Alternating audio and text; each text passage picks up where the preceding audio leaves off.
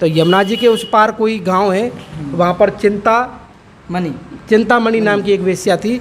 उसके चक्कर में ये इन्होंने इतना कुछ त्याग किया, तो भगवान ने कहा, उसे चिंतामणि ने कहा उनसे कि आप जितना आसक्त मेरे प्रति हो रहे हैं। बिल्व मंगल करके इनका नाम है और ये वृंदावन धाम में इन्होंने ठाकुर जी का साक्षात्कार किया है। ये अपने आप में अद्भुत है।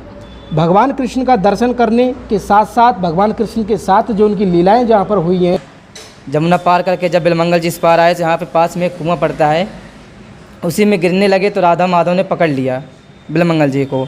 तो यहीं पे ले आए, इनको बैठाए और अपने हाथों से राधा माधव जो बैठे हैं अपने हाथों से भगवान कृष्ण को बिलमंगल जी को दूध और भात का भोग लगाते थे।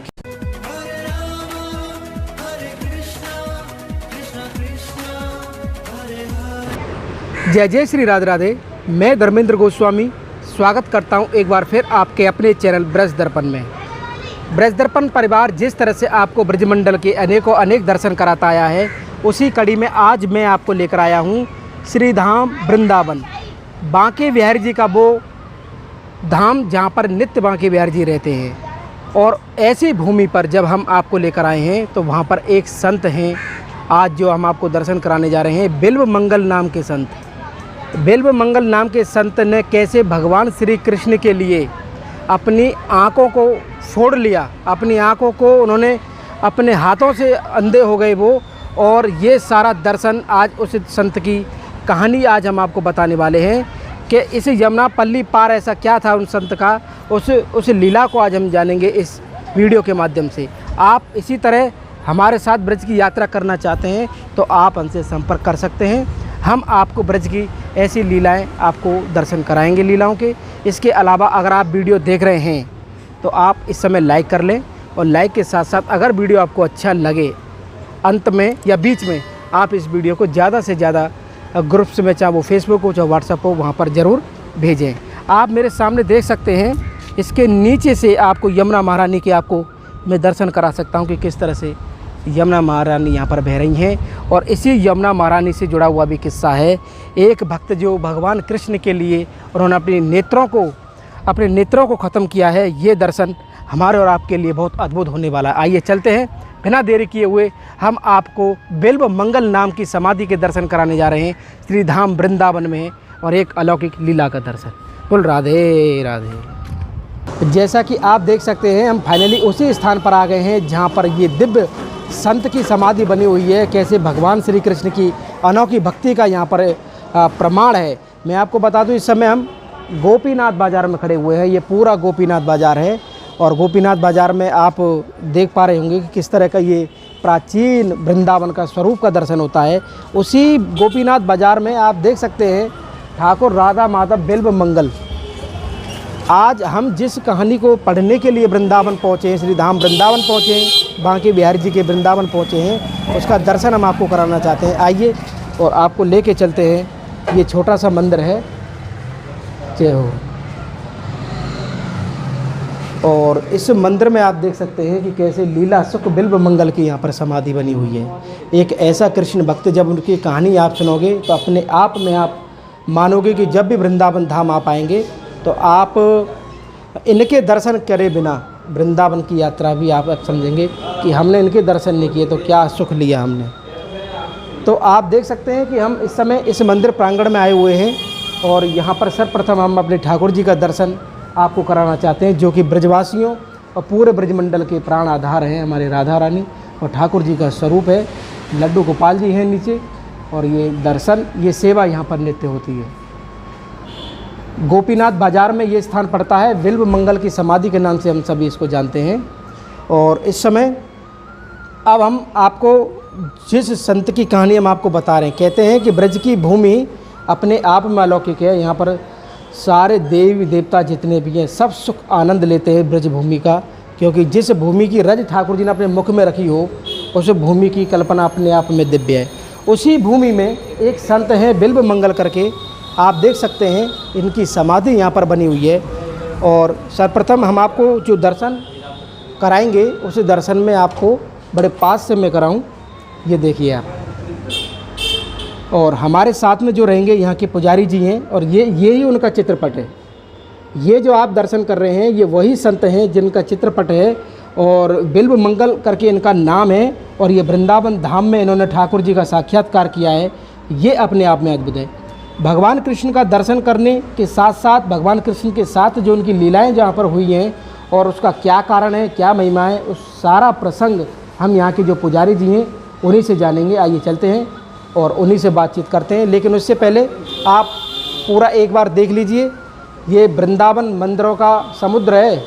यहाँ घर घर में मंदिर है और ये पूरा मंदिर प्रांगण इस समय आप दर्शन कर रहे हैं बिल्व मंगल जो समाधि है वहाँ पर। और यहाँ पर हमारे पुजारी जी हैं और पुजारी जी आप इधर आइए। पुजारी जी जो कि यहाँ पर सेवा करते हैं। अब यहाँ की जो महिमा है अब संसार में हमको प्रकट करनी है कि कैसे वृंदावन अपने आप में अलौकिक माना जाता है। तो आइए इनसे बातचीत करते हैं। तो सबसे पहले हम आपको राधे राधे कहेंगे प्रभु। और राधा रानी के नाम के साथ आपका शुभ नाम क्या है? आदित्य शास्त्री। आप यहीं पर सेवा करते हैं? कितने समय से हैं आप यहाँ पे? 12 साल से। 12 साल से। जी। तो प्रभु हमारे इस स्थान की वृंदावन में ये बिल्व मंगल की समाधि की महिमा आप हमको बताइए। जी। लीला सुख बिल्व मंगल का परिचय। महाकवि का जन्म दक्षिण भारत में कृष्ण वेण्या नदी के पश्चिम तट के पास 12वीं शताब्दी में हुआ था। बिल्वमंगल के पिता का नाम था दामोदर एवं माता का नाम था नेवी। वह सोमगिरी के शिष्य थे। वह अपने माता पिता के इकलौते पुत्र थे। उनकी प्रारंभिक शिक्षा घर में हुई थी। उपरोक्त कथनों की पुष्टि से श्री कर्णामृत के श्लोक से होती हैं। ईशान देव चरणा भरणेन नीवी दामोदर स्थिर यशः स्तवकोद्भवेन लीला सुखेन रचितम तब कृष्णदेवम कर्णामृतम वहनु कल्प शांतरेपि। यानी इसमें ये प्रमाण है प्रभु जी। ये आप थोड़ा पास से दिखाइए। जिस संत की आज हम आपको लीला दिखाने वाले हैं उनका यहाँ पर परिचय, एक छोटा सा परिचय दिया है। आप भी इसको पढ़ सकते हैं। और जब कभी भी वृंदावन आएँ तो यहाँ के दर्शन जरूर करें। अब प्रभु जी इनकी महिमा क्या रही है, क्या ठाकुर जी की लीला रही है वो बताइए। तो बिल्वमंगल जी जो संत थे, जो पहले जब अपने यहाँ से आए थे तो वृंदावन में इनका लगाव हो गया।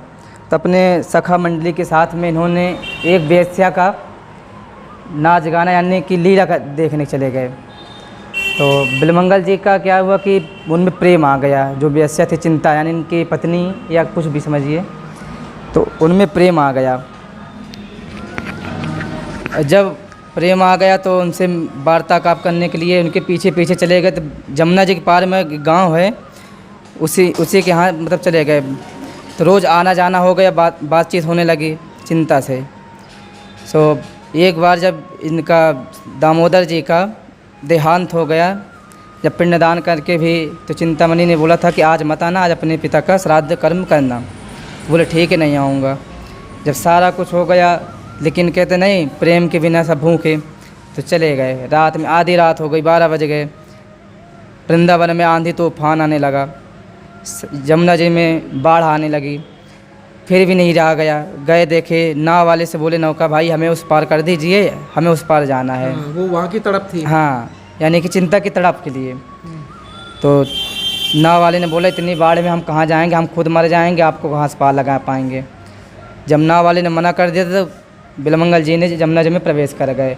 तो उन्हें तिकथी यानी जो सैया होती है, मृत्यु सैया को ऊपर बैठकर उन्होंने सोचा कि नाव है, भगवान ने हमारे लिए नाव भेज दिया है। तो उसी पे बैठकर उस पार चले गए। जब उस पार गए तो चिंता के मतलब कि अपने पत्नी के घर के प्रवेश करने लगे, देखे कि तुम ऊपर कैसे चढ़ें। सो देखा तो रस्सी, लेकिन वो रस्सी नहीं थी, अजगर सर्प था वो। तो सर्प के सहारे उन्होंने चढ़ गए।